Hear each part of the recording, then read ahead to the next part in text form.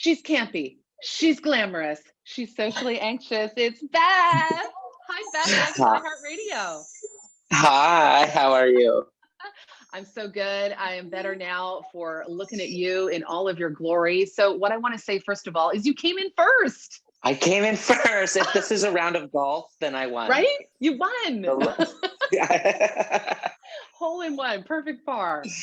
Exactly. It was so fun to watch you last night on the show. I'm imagining you haven't slept much. I'm imagining there was a lot of partying and viewing party and everything going on, all your supporters. Wondering if you can take me back to the moment where you got that call for Canada's Drag Race Season 2. What did that feel like for you? You know what? I was at work and it was like the hardest thing because like when you get the call for Drag Race, you're not allowed to tell anyone, right? And here I am. I get this call. I'm at work and surrounded by like all my coworkers who I love dearly, and clients. And I can't say anything. I can't do anything. And I'm just like internally freaking out. And then I was finally able to just like as soon as I was finished my shift, I just freaked out. It was so wild. It was so unexpected, and it was so exciting at the same time. Well, as soon as you walked into the workroom with your sparkly nails and your sparkly shoes, I was like, I love her. I wore my sparkles for you today. What was it like to put that workroom look together? Because I can imagine that first entry, you got to spend some time thinking about that. Oh, like that was probably one of my the ideas I went back and forth on. I wanted to find a way to, represent myself, but also elevate myself, for this and like entrance, it's just like your first impression to the other competitors, and I really just wanted to show them everything Beth is, and maybe make them a little nervous too. I like that. And I knew you had a few queens that were familiar to you when you walked into the workroom. Mm-hmm. Like, give me the tea on the Brat Pack. What's happening with the Brat Pack? I am wary of them. I mean, I love them all dearly. They're my sisters. My only concern would be, I hope clicks don't get in the way for them. I don't know if it will. We'll just have to watch and find out. But I think they're all so amazing, and they need to make sure that they're giving themselves time to shine, and not focus on each other. That was a very Canadian answer, Beth.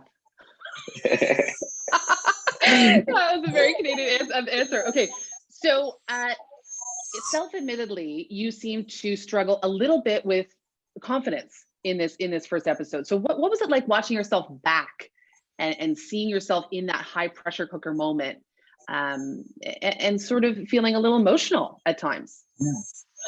Well, definitely like Beth has always been like my confidence. Like she really has been like where I found confidence in who I am, and been able to like rely on for strength, and she's like my armor, right? So in that moment, it was just like the wildest feeling to like feel so vulnerable as Beth, because like I don't normally feel that way, and I think that's why I was so caught off guard by it as well.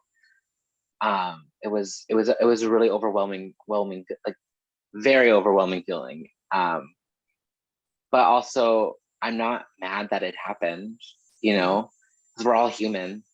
Like we all have those moments, and it's. If someone could relate to me in that moment, then I feel like I accomplished what I set out to do. And you had a lot of support from your sisters in those moments too, which was really beautiful to see. If we move on to potentially the real star of this episode, your tits. My titty bits. Your titty bits. So in the challenge, in the maxi challenge on the runway, top up, everyone lived. Down, people were questioning. So how did you put that look together? Talk me through that a little bit. Yeah. So we have 2 days for this challenge usually, right, to work on it. So, very, not necessarily the full day, not the full day at all. We're very limited amount of time. So for the first half of the process, I I really enjoy creating things. I know how to sew. I know how to make things. I wasn't worried about that coming into the competition. But what I didn't realize would get in my way is how much I enjoyed the creative process, and not being able to sit down, take the time to really come up with a full concept before diving in was probably like what caught me off guard the most.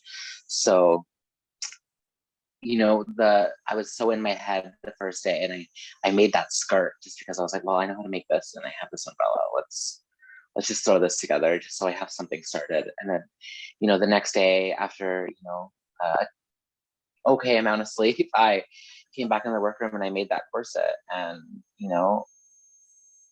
like, if I had the time to do that to the entire dress, I would have. But there was a point in the challenge where I had probably an hour left, and I'm like, I could either start the bottom and maybe not finish it and get red for not having a finished garment, or risk going out like this. And I chose the latter. And that's all the stuff I think as a viewer you're not necessarily thinking about, because it really is strategy throughout the whole thing. And like, am I gonna get red for this, or am I gonna get red for this? Like, what's the better evil there?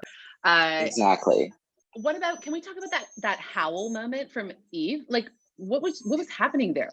What was going on? You weren't even crying. No one was crying but her. I'm like, you made it. What's happening? I think she was so convinced that she was about to lip sync.